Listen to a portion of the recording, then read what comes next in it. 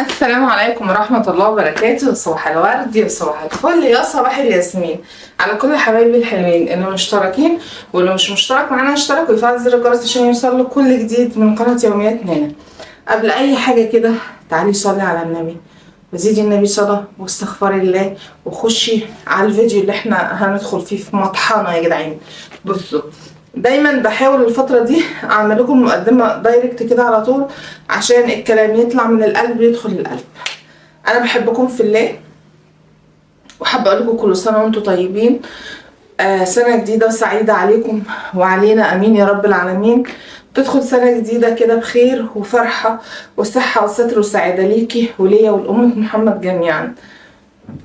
بصوا، الفترة دي انا تحسوا ان انا بنهج كده عشان انا دور برد وتعبانه قوي قوي قوي قوي، بس ان شاء الله ان شاء الله نجتاز المرحله اللي احنا فيها دي ونعديها على خير. هعمل النهارده تغيير حلو شويه في الانتريه. بصوا، انا من النوع الست اللي انا بحب ان انا اغير ده، اشيل ده مكان ده واحط ده مكان ده، بحس كده براحه نفسيه وبحس ان انا غيرت حاجه في مودي في الحياه يعني. بصوا، مبدئيا الكرسي ده انا هشيله من المكان ده و طب ما تيجوا معايا، تيجوا معايا، تيجوا نشوف فيديو فحت وردم فاخر من الاخر.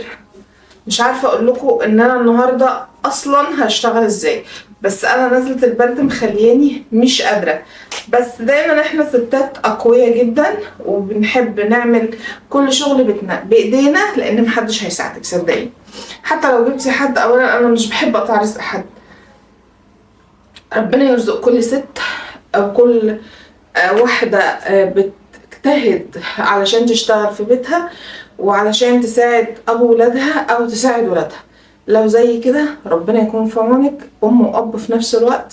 مسؤوليه كبيره يا جماعه وحمل تقيل، وادعوا لي ربنا يعدي اللي احنا فيه ده على خير ويهون علينا الصعب. تعالي النهارده نعمل من الانتريه ركنه، ودي مش اول مره ان انا اعملها، دي تاني مره. بس المره اللي فاتت كنت فاصله هنا الريسبشن، كنت فاصله الجزء ده كده اللي هناك ده كده، وكنت حاطه سايبه الجزء ده كله كده فاضي. دلوقتي هعمل العكس، وتعالوا اكتبوا لي رايكم في الكومنتات. لو عجبكم هسيبه، ما عجبكوش انا باخد برايكم وانا بحبكم جدا، فهاخد برايكم وقولوا لي لو حلو هنا انا سيبيه، مش حلو هشيله. وحابه اخد رايكم برضو، بس في اخر الفيديو هقول لكم على حاجه تانية نفسي ان انا اعملها. نفسي اشيل البوفيه ده من هنا اهو، هو الدنيا متلخبطه شويه بس حقكم عليا. البوفيه اهو ده، اشيل البوفيه ده من هنا اجيبه هنا. قولوا لي بقى رايكم ايه. تمام، اكتبوا لي بس في الكومنتات. انا مش هعمل البوفيه في الفيديو ده، هعمله في الفيديو التاني اللي بعدي، لان النهارده الدنيا على بعضها خالص ومش عارفه اعمل ايه. عايزه اشيله من وش الباب من هنا، ادخله احطه هنا كده مكان السفره. اكتبوا لي بقى في الكومنتات وقولوا لي رايكم ايه. تعالوا بقى عشان الكام بيخلص الشحن بتاعه بسرعه، يلا بينا بقى. النهارده هنمسك الزفت، قصدي الريسبشن. مش عايزه اقول لكم بصراحه يعني ايه الاشاعات بتاعتي مع الشهادات بتاعتي مع الدرع بتاعي بعد ما نزلوا لي المشتركين. المهم، تعالي يا اختي تنشطي كده وصلي على النبي وزيدي النبي صلاه وادعي دعوه حلوه من قلبك. بس الفيديو ده بقاله فتره انا مصوراه بصراحه، بقاله مده طويله، بس انا ما سجلتوش ليه وما نزلتلهولكوش ليه. بصوا، انا لما كنت بصوره كنت حلوه زي الفل، كنت كويسه يعني، ما كانش عندي نزله برد. بس زي ما انتم سامعين كده صوتي ممكن يبان على صوتي يعني ان انا تعبانه جدا وبشده كمان. هو انا مش عارفه اصلا يعني دور البرد ده المره دي هو بيقولوا يعني ان هو فيروس في الجو جديد وكده، فمن حب ربنا ليا ان انا خدته يعني. والله بصوا يا جماعه، اقول لكم على حاجه، طول ما ربنا بيحبني انا واثقه ان انا يعني الحمد لله الحمد لله الحمد لله. ان انا تعبانه وان انا مصابه بحاجات كتير وان انا دايما بيحصل لي حاجات وتاتشات كتير يعني. المهم يا قلبي يا اختي يا سكر يا عسل، شلت زي ما انتوا شايفين كده كل حاجه. اشيل البيضات، شلت الكرسي من هناك ليه، هغير النظام وهتشوفوا معايا دلوقتي. وارجوكوا ارجوكوا قولوا لي النظام ده هيبقى حلو ولا لا. كنت حاطه كنبه في وش كنبه والكرسي الناحيه التانية. بصوا، هو مبدئيا انا اساسا مش بثبت على حيل، وبحب اغير كده واجدد في كل حاجه كل شويه. تمام. الستاير كده كده برضو هغيرها معاكم. بس قلت اربطها كده واكنس مكان الكرسي عشان هعمل تغيير بسيط كده. حابه ان انتي تغيري وتغيري مودك وتغيري من نفسيتك شويه. غيري من نظام العفش. وده دايما حاجه انا بقولك عليها، مش تروحي بقى تبيعي الركنه وتجيبي ركنه تانية، ولا تبيعي الانتريه وتجيبي انتريه تاني. طبعا محدش في امكانياته دلوقتي يعمل حاجات من دي خالص. الدنيا بقت صعبه والحمد لله يعني. تمام. دايما انا بحط ميه في معطر وبسيق بيها معطر عود او اي حاجه بقى واتيفر يعني. الشقه الحمد لله الحمد لله الى حد ما بتبقى نظيفه ماشي، وببقى شايله وكنسه ومسيقه دايما. بس برضو الواحد يا جماعه لازم بيبقى ايده في الحاجه كده افضل. بصوا انا بشيل حاجه حاجه وبكنس جزء.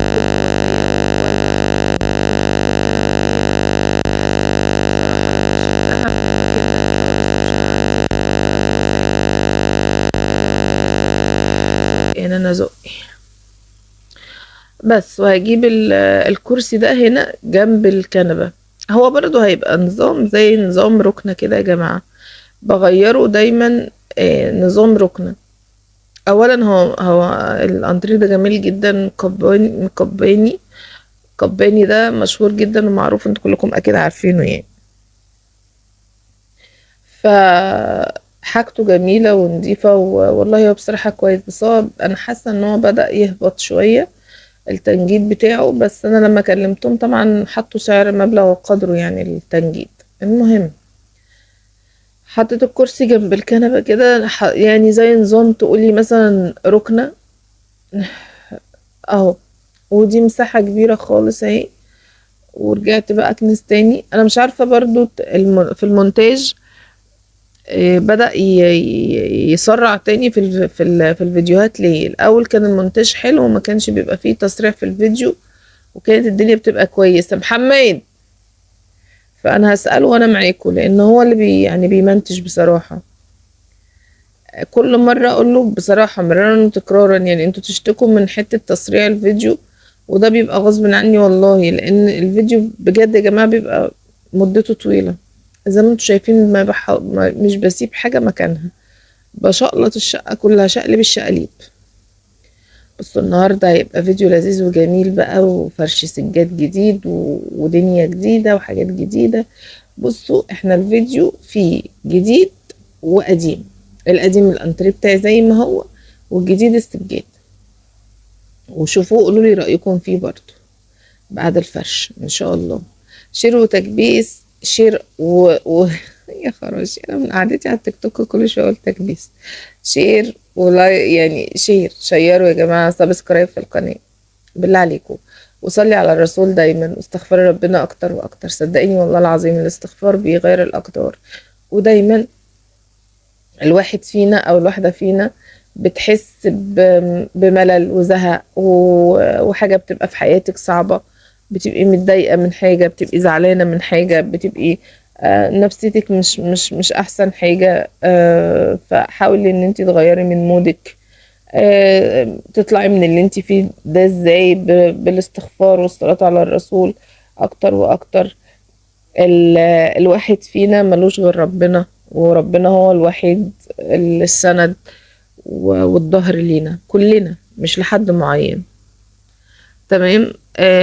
نزلت بقى زي ما انت شايفة كده الستاير التانية، وقلت اركب الستاير ايه اللي هي اللي بتاعت الشتاء. التانية دي كانت خفيفة، كانت صيفي. وعلى فكرة يا جماعة هي تمشي صيفي وشتوي يعني مش فارقة كتير. ولو ما عندكيش حاجة اسمها شتوي والكلام ده عندك نوع واحد حطيه، مش هتقولك لأ يعني.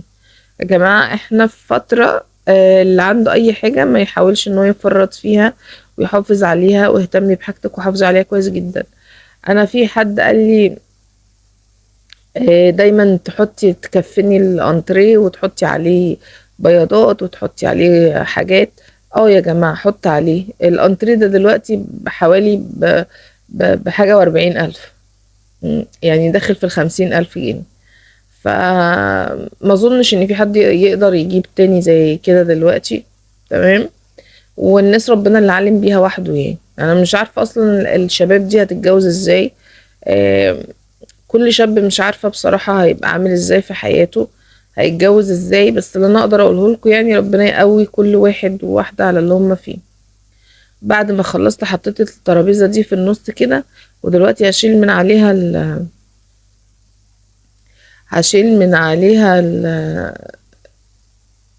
الشاشة. انا مش عارفة، مش مجمعة لان انا ما نمتش كويس وكنت في مشوار ولسه جاية يعني. الحمد لله. حطيت البف ده على اليمين والتاني على الشمال. بصوا انا حاسة ان هي وسعت، وهتشوفوا الفرق دلوقتي لما تتفرش على فكرة والله العظيم. محمد. وبعد كده همسح بقى الشاشة. معلش يا محمد، انت ليه مسرع برضو الفيديو؟ لا ده سريع والناس برضو هتشتكي منه زي كل مرة. اهو يا جماعة انا بكلمه وانتوا سامعين والحمد لله، لان انا يعني انا لو بعرف امنتج على فكرة انا همشي الفيديو بدماغي. بس ادعوا لي ربنا يسهل ان شاء الله. المهم حبيت ان انا افرد الترابيزة كده، قلت لا مش هتبقى لذيذة. الناحية التانية كانت مكسورة، قلت امسح بقى الناحية دي والناحية دي. انا بحب ادقق قوي في ادق التفاصيل يعني بصراحة. نزلت تحت مسحتها وظبطتها. وجيت بقى لما لقيت ان انا هفتحها قلت لا هتبقى مش حلوة واخدة حيز. انا بوسع مش بضيق، يعني بحب ان انا اوسع في المكان بحيث ان انا احس بتغيير في فرق. وحطيت مفرش تاني نضيف غير الاولاني اللي كان عليها، وحطيت برضو الشاشة دي بس عايزة تركب ليها السلك علشان تشتغل. بس زي ما انتم شايفين كده اهو. وحطيت البوكيه بتاع الورد ده. البوكيه بتاع الورد ده بتاع ماما الله يرحمها، فانا محتفظة بيه بصراحة، مش عايزة ارميه ولا افرط فيه. و... والكريستالة دي حطيتها برضو كده بونبونيرة. احمد كسر لي الطبق الغطا بتاعها فانا حطيتها كده. اعمل ايه يا جماعة؟ كل بيت فيه طفل ربنا يخلي، او اطفال اوريدي مش يسيبوا حاجة ثابتة على حالها يعني، ده اساسا. مسكت بقى الطقطوقة دي مسحتها خالص ونضفتها. بصوا كل حاجة بدقق واحقق فيها قوي وانضفها بحيث ان انا يعني ابقى، انا بحب النظافة شويتين تلاتة والاهتمام بالحاجة اكتر. يعني مسحت الدرع والشهادة بتاعتي مش لاقيه له مكان اعلقه فيه بصراحة. وبيني وبينكم ما عنديش حد يجي بقى يخرم لي وشنيور وبتاع من ده.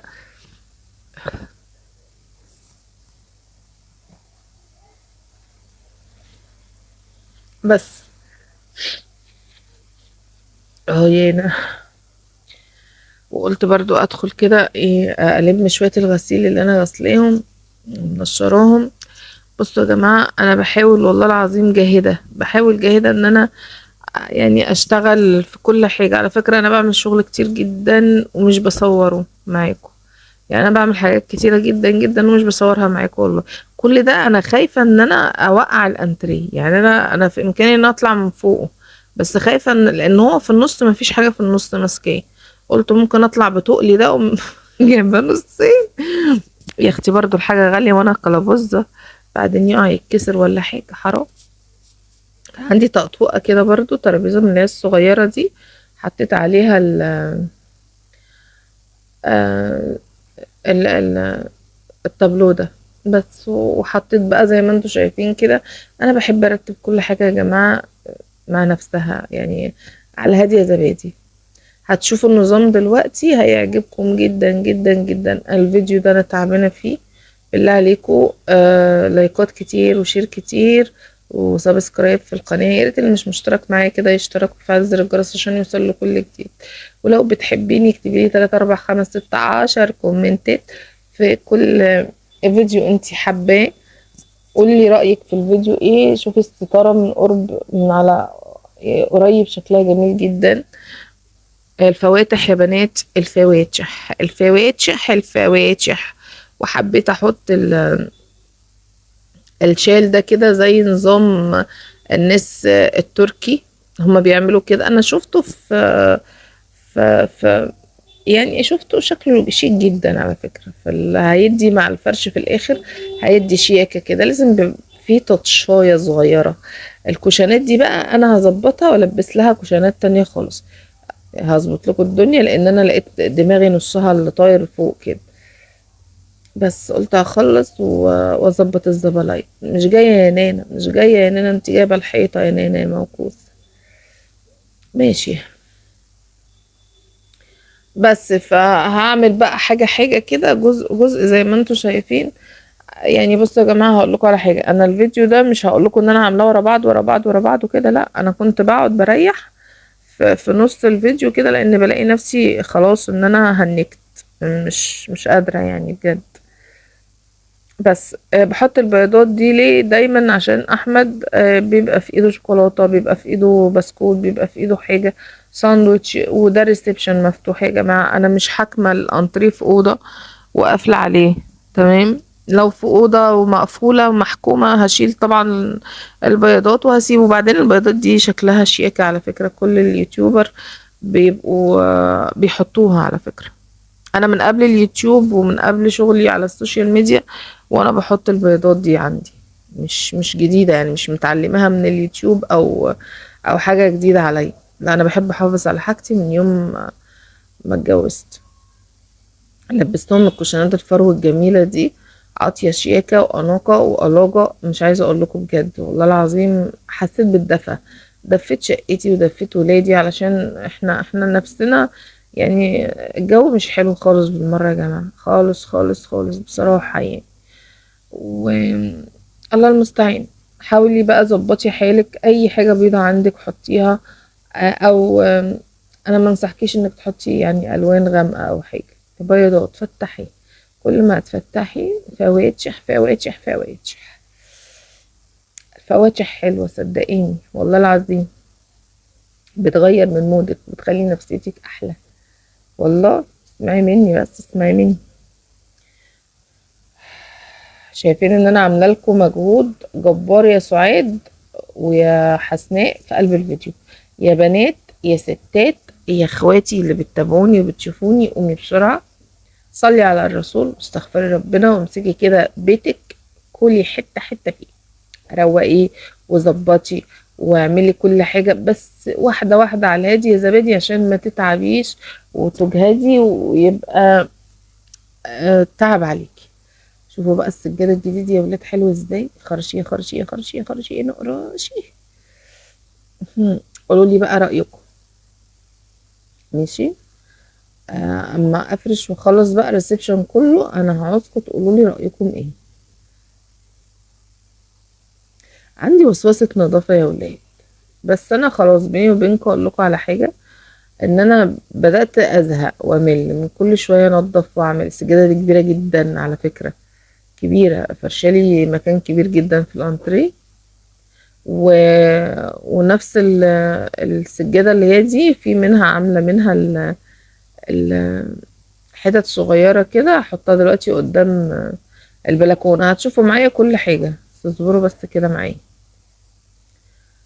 اه يانا وفي الاخر برش معطر برضه على السجاد وعلى الانتريه وعلى الحاجة، بحيث الدنيا تبقى حلوة. والله العظيم الفيديو انا نفسي مش مبسوطة من الفيديو، بيجري ومش بطبيعته خالص. الاول كان بيبقى يعني المونتاج كان بيبقى اهدى من كده، لكن الفيديو بحس انها عاملة زي شارلي شابلي بيقعد يجري. مش فاهمة والله العظيم، حاجات شيل. اعمل استحملوني استحملوني يا جماعة، استحملوني. الفيديوهات اللي جاية دي استحملوا غصب عني، حقكم عليا. الجزء التاني مش هقدر اكمله معاكم على فكرة. ما كملتوش في نفس اليوم، انا عملته تاني يوم للعلم بس عشان ما قدرتش بصراحة. انا عملت مجهود شاق جدا جدا جدا. اثبتي بقى يا نان اهو، زي ما انتوا شايفين كده. هو مع تسريع الفيديو اللي هو مسرعه جايب لكم الحاجة بسرعة. انا كنت مصورها لكم بالراحة خالص، بوريكم الستارة وبوريكم الدنيا. قولوا لي رأيكم ايه في النظام ده، لو عجبكم اكتبوا لي في الكومنتات. كل ده بقى لسه هكمله. يلا سلام.